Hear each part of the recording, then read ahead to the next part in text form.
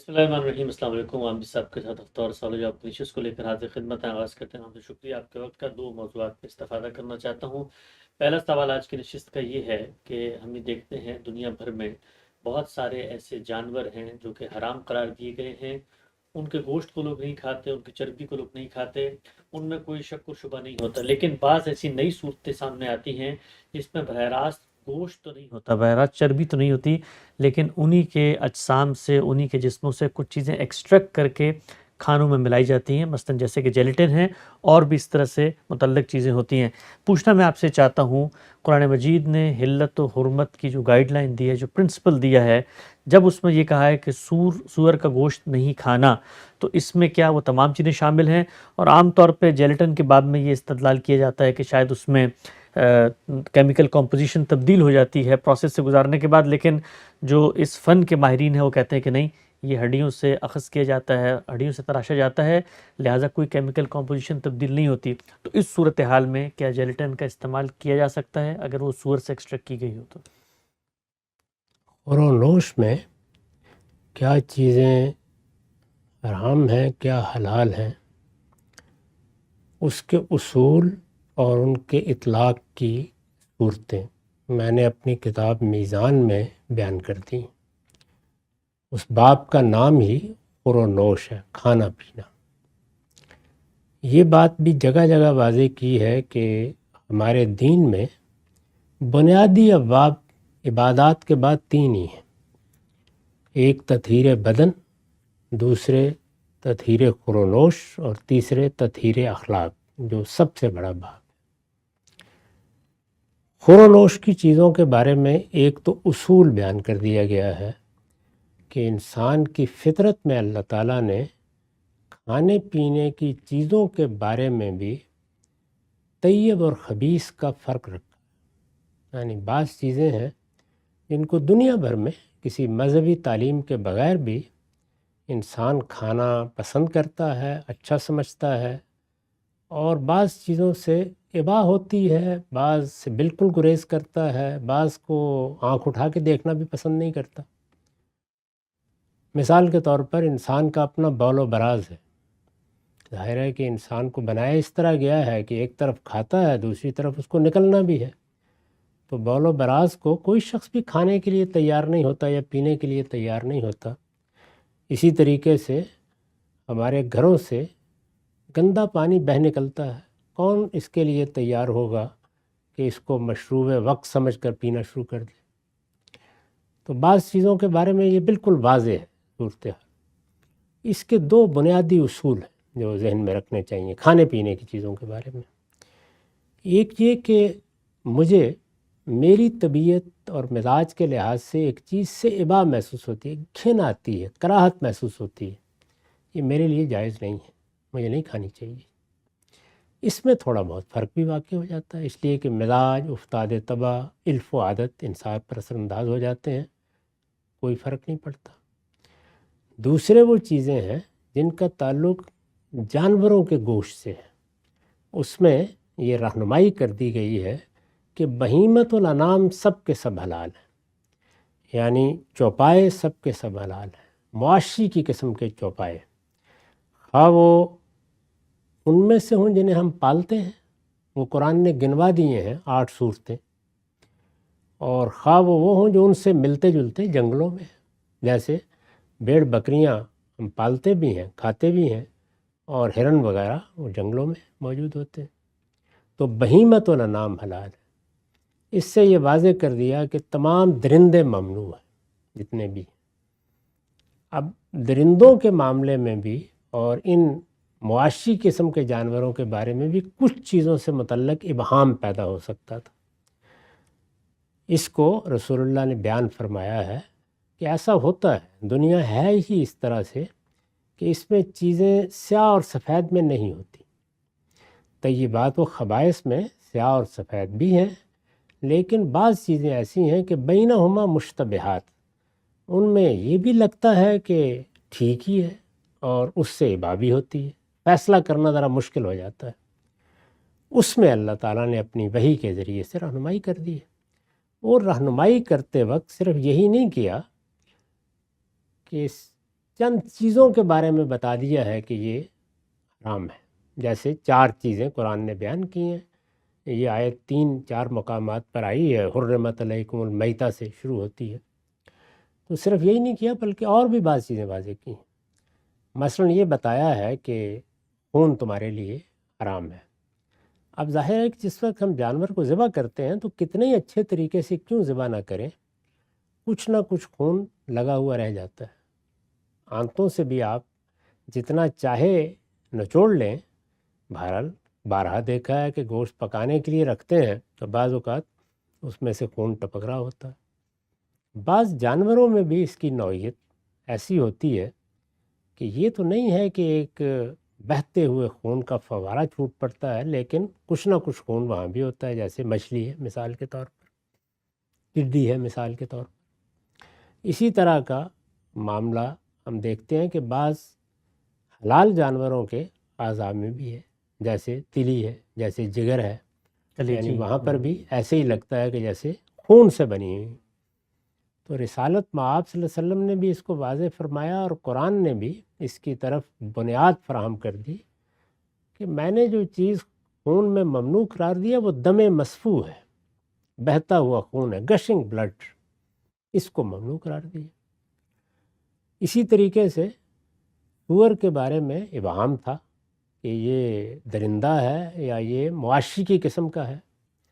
یہ عام بحث ہے، ماہرین حیوانات بھی کرتے رہتے ہیں.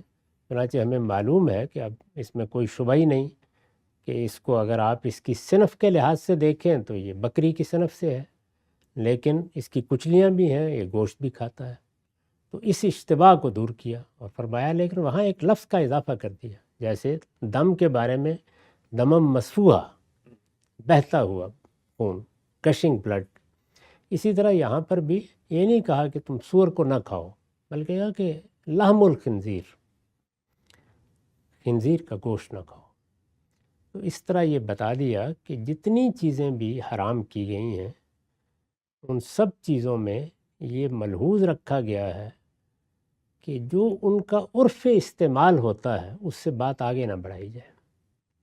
دیکھیے، میرا دل نہیں چاہتا، مجھے کوئی چیز ناپسند ہے، میں اس کی معمولی سی آلائش سے بھی گریز کرتا ہوں.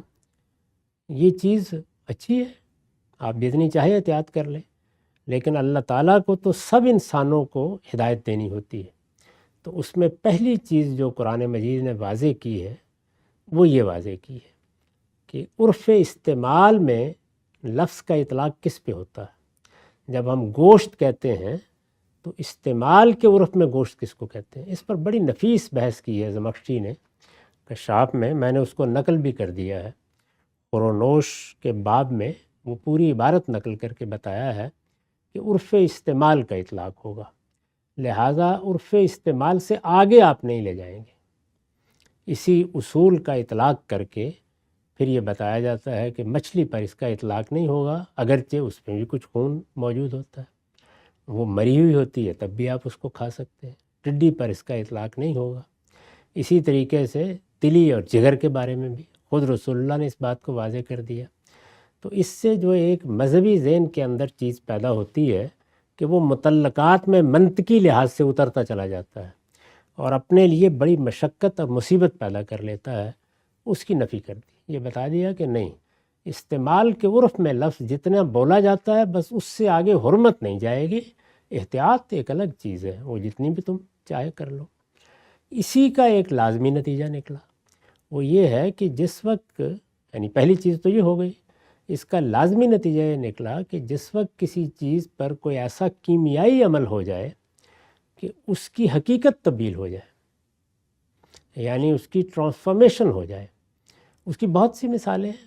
جیسے شراب کو سرکے میں تبدیل کر لیا جاتا ہے، جس طرح سے جانور، یعنی حرام جانور مرتے ہیں زمین میں، ان کو دبا دیجئے، اس کے اوپر کوئی سبزی اگ جاتی، کون نہیں جانتا کہ اس میں انہی کے اجزاء شامل ہوئے ہیں، لیکن اس سبزی کو کوئی بھی ممنوع نہیں قرار دے سکتا. تو یہ پھر کیا ہے؟ استحالہ کا طریقہ، یعنی ایک حقیقت سے دوسری حقیقت میں کوئی چیز چلی جائے. استحالہ کا مطلب لفظی کسی چیز کا ایک حالت سے دوسری حالت میں چلے جانا، یعنی اس کے اندر ایک ٹرانسفارمیشن ہو گئی ہے. تو اس کو کہا جاتا ہے کہ چونکہ ایک کیمیائی طریقے سے چیز کی حقیقت بدل گئی ہے، تو اب یہ نہیں ہے کہ یہ سور سے بنا ہوا ہے یا کیا ہے، جب یہ چیز ہو گئی تو پھر اس پر حرمت کا اطلاق نہیں ہوگا۔ اگر غور کیجئے تو یہ اسی اصول کا دوسرا پہلو ہے، یعنی یہ بات کہ عرف پر اطلاق کیا جائے گا۔ جو لفظ استعمال کیا گیا ہے عرف استعمال میں لوگ اس کو جس معنی میں لیتے ہیں قرآن کا مطلوب بھی وہ ہے، تو یہ دونوں الفاظ کا اضافہ کر کے بتا دیا۔ دو باتیں ہو گئیں۔ جی تیسری چیز جو انہی آیات سے واضح کی ہے وہ یہ ہے کہ ایک تو یہ ہے کہ آپ گوشت کھا رہے ہیں، اور ایک چیز یہ ہے کہ کسی چیز کی کوئی آلائش رہ گئی، کوئی چھوٹی سی چیز ایسی ہے، جیسے میں نے ابھی مثال دی کہ آپ نے ایک بکری کو ذبح کیا، بہت اچھی طرح خون نکل گیا اس کا، لیکن دیکھیں تو کہیں نہ کہیں لگا ہوا تو ہے اور آخر تک رہے گا کچھ نہ کچھ۔ تو اس طرح کو گویا لا یوبا بہی میں ڈال دیا، یہ بتا دیا نہیں، اس کی پرواہ نہ کریں، ایسی چیزوں کے پیچھے نہیں جائیں۔ ویسے ہمارے ہاں آپ نے دیکھا ہوگا کہ لوگ بعض اوقات منطقی طریقے سے پھر بڑی دور تک جانے کی صحیح کرتے ہیں، تو قرآن مجید نے یہ تین چیزیں بالکل واضح کر دیں، اور صرف قرآن مجید نے واضح نہیں کی، قرآن کا تو طریقہ یہ ہے کہ وہ ایک خاص اسلوب میں بیان کرتا ہے چیزوں کو۔ رسالت میں آپ صلی اللہ علیہ وسلم نے اطلاق کر کے بتا دیا، یعنی یہ بتا دیا کہ اس میں کیا چیز مطلوب ہے، تو تینوں چیزیں حرمتوں میں اصول کی حیثیت سے معلوم ہو گئی۔ لہٰذا جب بھی ہم کسی حرمت کا اطلاق کریں گے تو سب سے پہلے یہ دیکھیں گے کہ اللہ تعالیٰ نے اس میں لفظ کیا استعمال کیا ہے، عرف استعمال میں اس لفظ کا اطلاق کس چیز پہ ہوتا ہے، نہ کہ منطقی لحاظ سے لفظ کا اطلاق کس چیز پہ ہوتا ہے۔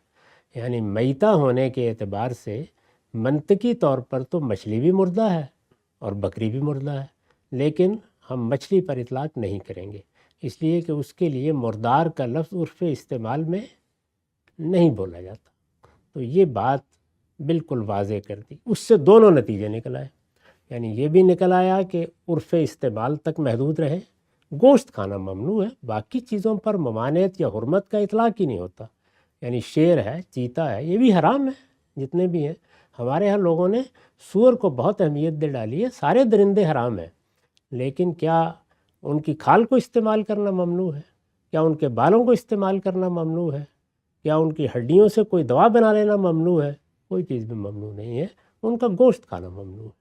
تو عرف استعمال تک محدود رہے گا معاملہ ہر حال میں، اور میں نے عرض کیا کہ اس کا لازمی نتیجہ یہ ہوگا کہ ٹرانسفارمیشن کی صورت میں یا استحالے کی صورت میں حرمت کا اطلاق نہیں ہوگا، اور دم مسفوک کا اضافہ کر کے یہ بتا دیا کہ یہ کوئی چیز نہیں ہے کہ چونکہ حرام ہے تو اس توے کے اوپر پکی ہوگی، وہاں کوئی اس کا حصہ رہ گیا ہوگا، احتیاط اچھی بات ہے، حرمت کا اطلاق اس طرح کی چیزوں پر نہیں ہوتا۔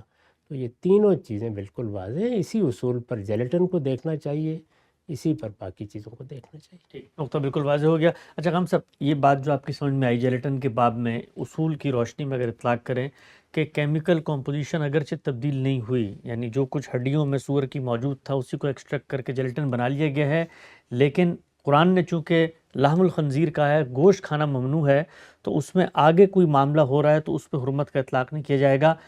آپ ہی سے ہم نے اسی جگہ پہ بیٹھ کے سوال پوچھا تھا کہ انسانی سینے میں سور کے دل کی پیوندکاری ہوئی، تو آپ نے سور کی جو حرمت ہے اس کا امتداد، اس کا اطلاق آگے بڑھ کے حقیقت کو سامنے رکھ کے کیا کہ جس طرح خوراک کھا کے جسم کا حصہ بن جاتی ہے، اس طرح سے سور کا دل بھی جسم میں نہیں لگایا جا سکتا۔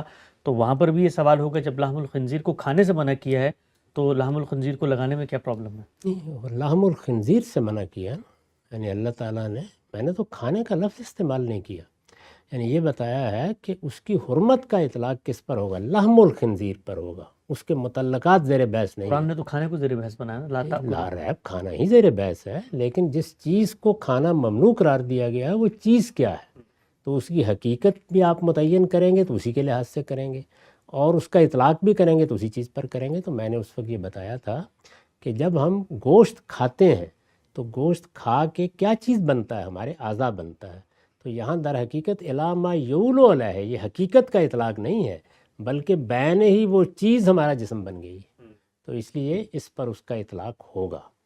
اسی طریقے سے فلاں چیز لا یوبع بہی ہے، یعنی اس کا کچھ زیادہ خیال نہیں کرنا چاہیے، ایسے ہی کوئی ایک ذرہ ہوگا، کوئی ہو سکتا ہے کہ کوئی گھی کا اشتراک ہو گیا ہو، کوئی پکانے کا ہو گیا ہو، کوئی اس طرح کی چیز ہو، اس پر حرمت کا اطلاق نہیں ہوگا۔ لیکن ایک دوسرا آدمی اس معاملے میں بھی احتیاط کا رویہ اختیار کر سکتا ہے، کوئی حرج کی بات نہیں۔ احتیاط اپنی ذات میں پسندیدہ ہی ہوتی ہے، حرمت کا اطلاق بہرحال نہیں کیا جائے گا۔ تو لا یوبا بہی میں بھی تھوڑا بہت اختلاف ہو سکتا ہے۔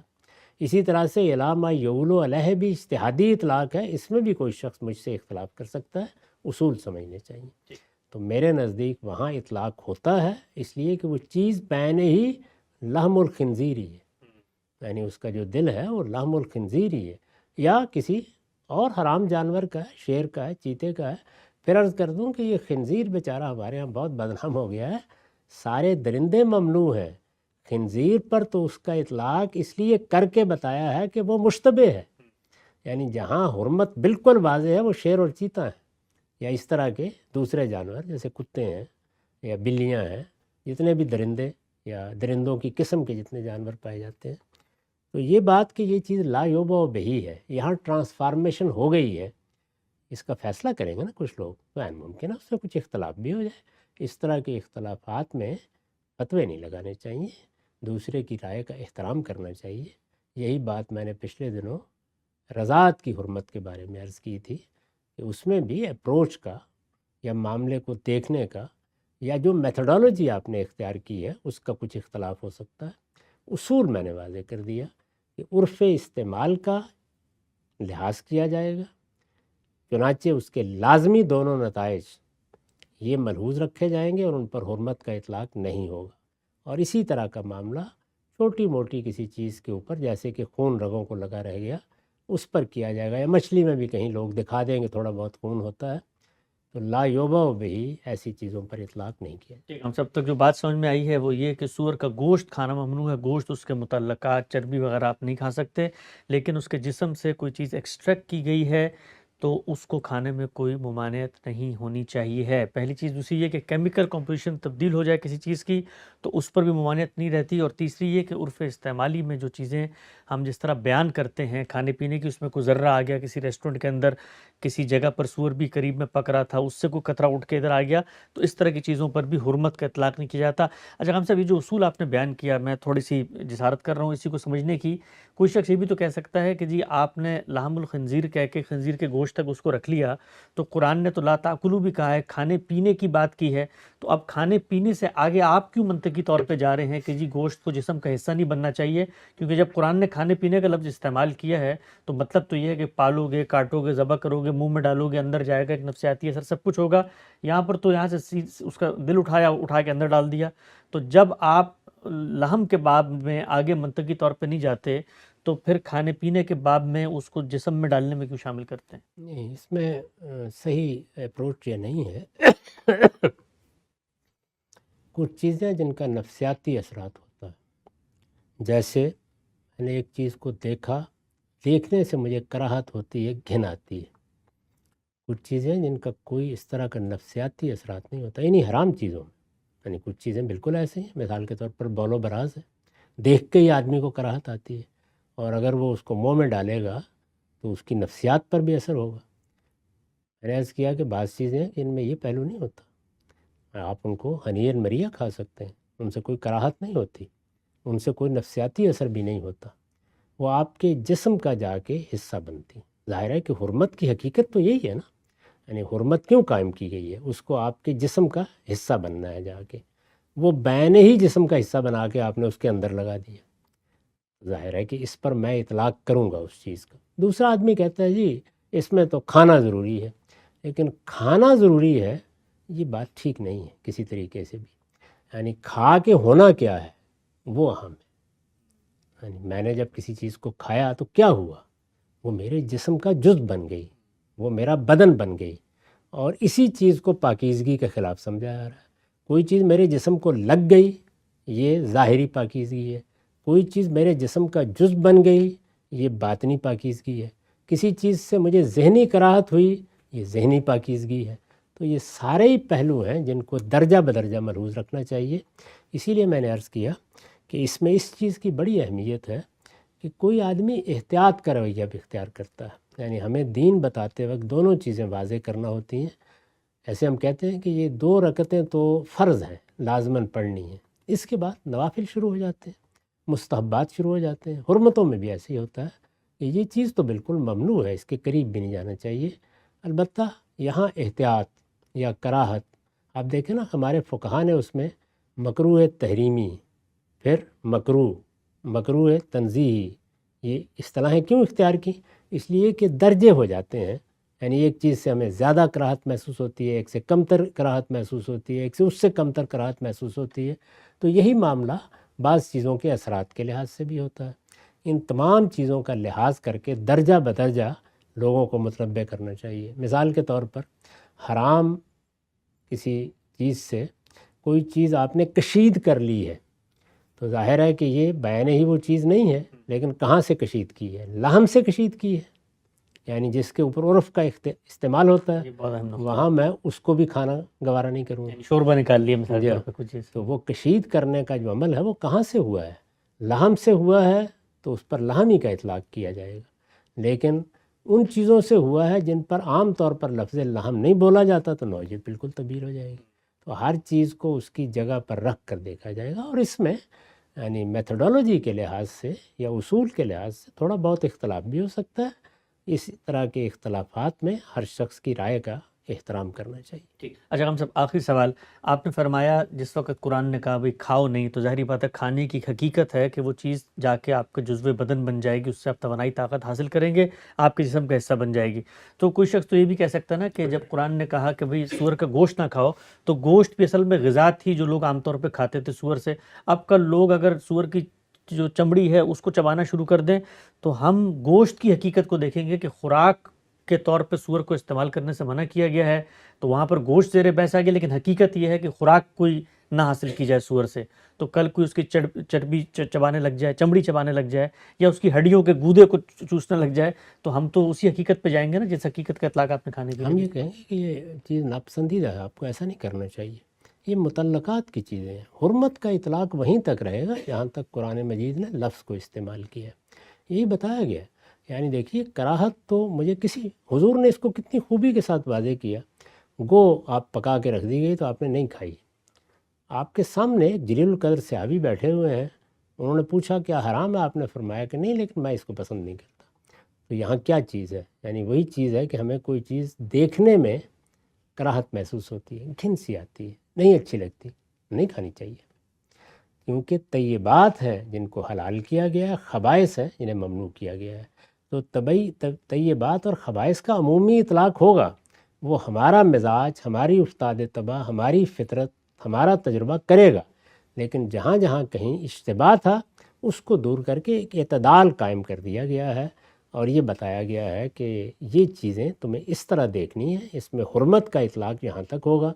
اب مثال کے طور پر دیکھیے کہ ایک چیز کشید کی گئی ہے، اس سے کیپسول بن گیا، دوا میں آپ نے اس سے فائدہ اٹھا لیا، کچھ الکوہل کے اندر محلل کے طور پر استعمال کر کے آپ نے ہومیوپیتھک دوا محفوظ کر لی، اس کو گوارا کیا جائے گا۔ لیکن اگر اسی سے کوئی کھانے کی چیز آپ نے بنا لی ہے تو میں مثال کے طور پر اس کو بھی استعمال نہیں کروں۔ تو یہ اس کے مدارج جہاں پر ہیں ان کا لحاظ ہر حال میں ہوگا، اور ہمارے فقہا نے بہت دقت نظر کے ساتھ اس طرح کی چیزوں پر اطلاق کیا ہے۔ ایک نقطہ بالکل واضح ہو گیا۔ ہم سے بتائیے کہ رسول اللہ صلی اللہ علیہ وسلم کی نسبت سے بعض باتیں آتی ہیں کہ آپ نے کہیں سے گزرتے ہوئے دیکھا لوگ سور کی چربی کو کشتیوں کے اوپر مل رہے تھے، اس کو مضبوط کرنے کے لیے ان کے جو پٹھے ہوتے ہیں، تو آپ نے اس سے بھی منع فرما دیا کہ سور کی چربی کا یہ استعمال بھی نہ کرو، وہاں تو کھانا پینا بھی زیر بحث نہیں ہے۔ یہ وہ گوشت ہی ہے نا، چربی تو ہر حال میں گوشتی کا جز ہوتی ہے، تو سد ذریعہ کے طور پر آپ نے بہت سی چیزوں سے منع کیا تاکہ لوگوں کے اندر ایک کراہت رہے، وہ اس کے قریب نہ جائیں، اس کو عام استعمال نہ کریں۔ اس طریقے سے چربی حاصل کرنے کے لیے جانور ذبح کیے جائیں گے تو کھانے کی رغبت بھی ہوگی، تو یہ ساری چیزیں جو ہیں وہ ملحوظ رکھی جاتی ہیں۔ سد ذریعہ کے احکام بالکل الگ ہوتے ہیں، اس میں تو کسی غلط چیز کی طرف جانے سے روکنے کے لیے بعض پابندیاں لگا دی جاتی ہیں۔ ٹھیک ہے، نقطہ بالکل واضح ہو گیا۔ کیا جیلیٹن کا استعمال دین اسلام میں ممنوع ہے یا جائز ہے؟ اصول کیا ہے؟ غام صاحب نے حلت و حرمت کی بحث میں بڑی تفصیل سے گفتگو کا سامنے رکھا۔ انشاءاللہ مزید تفصیلات کو آگے اگلی نشست میں بڑھائیں گے۔ وقت یہاں پہ ختم ہوتا ہے، دوبارہ حاضر خدمت ہوں گے، اب تک آپ لوگ کا بہت شکریہ۔